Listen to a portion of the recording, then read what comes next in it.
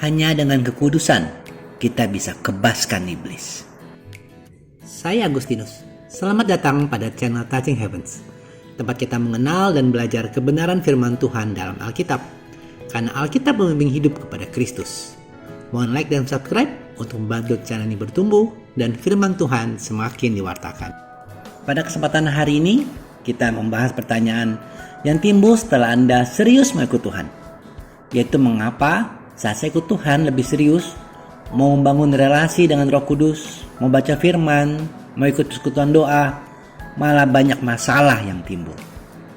Hal dan pertanyaan ini juga saya alami, dan baru beberapa waktu yang lalu mendapat jawaban dari seorang hamba Tuhan dari komunitas kami.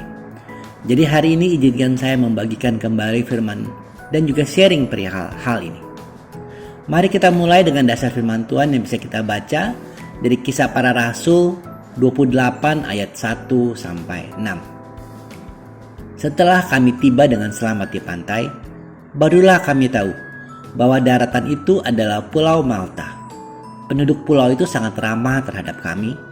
Mereka menyalakan api besar dan mengajak kami semua ke situ karena telah mulai hujan dan hawanya dingin.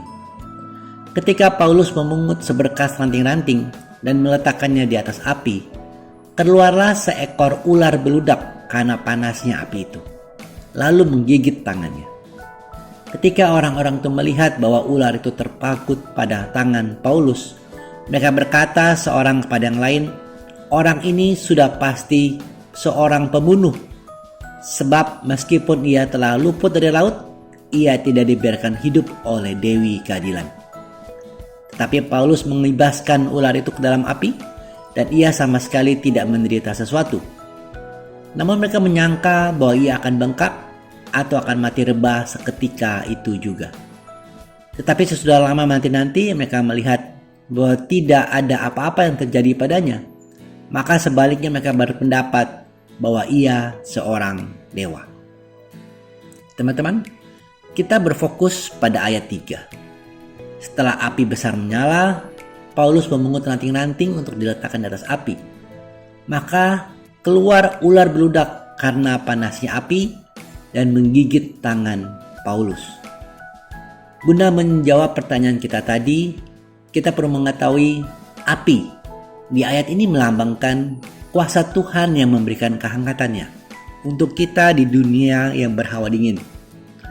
Meski suhu sekarang panas ya teman-teman, tapi keadaan dunia sebenarnya dingin, tanpa makna hidup, hanya mengejar harta duniawi atau panjat sosial, tanpa relasi antar manusia, hanya teman online, follower, dan juga dunia semakin tanpa Tuhan.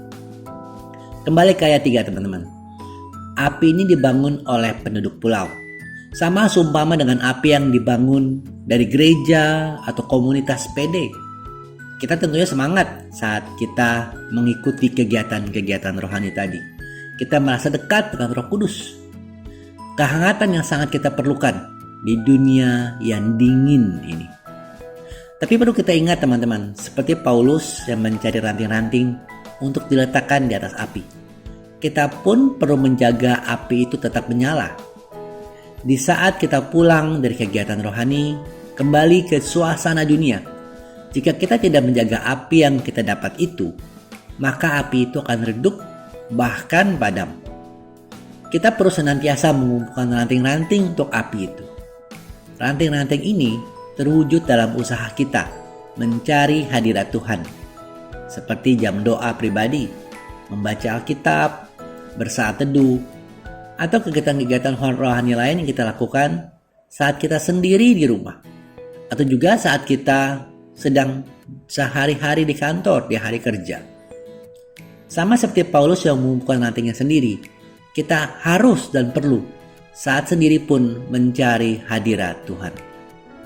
Namun tetap pada waktunya kita bergabung membawa api kita itu ke dalam komunitas, ke gereja, sehingga api itu semakin besar dan kita kembali bisa membawa api yang lebih besar juga kepada kehidupan sehari-hari kita.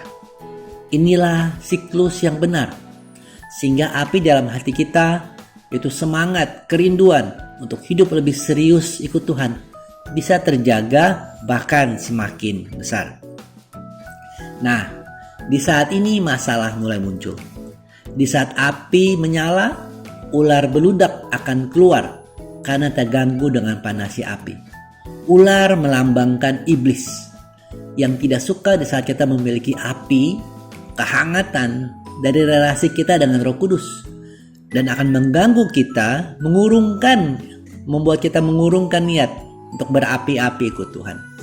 Jadi orang Katolik yang biasa-biasa aja supaya nyaman, aman, gak diganggu. Tapi teman-teman, di saat iblis mulai terganggu, sebenarnya ini adalah indikasi yang baik. Karena artinya kita sudah benar di jalan yang Tuhan. Hal ini juga saya alami saat lebih lagi mau mengejar kekudusan. Mau mengambil lebih banyak bagian komitmen dalam pelayanan. Misalkan waktu saya mau berpuasa, ada aja momen jadi sakit. Atau di saat mau berkomitmen pelayanan, ada aja momen pekerjaan menuntut waktu lebih. Atau keluarga meminta perhatian dan juga waktu. Tapi teman-teman, kita harus tetap semangat. Tetap mengejar kekudusan seperti Paulus. Meski digigit ular beludak, ia hanya cukup kebaskan saja. Di saat iblis mengganggu kita, tetap beriman.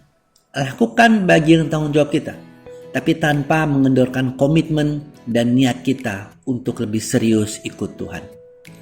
Beberapa bulan yang lalu saya juga kesulitan membuat konten di channel ini karena pekerjaan yang menumpuk.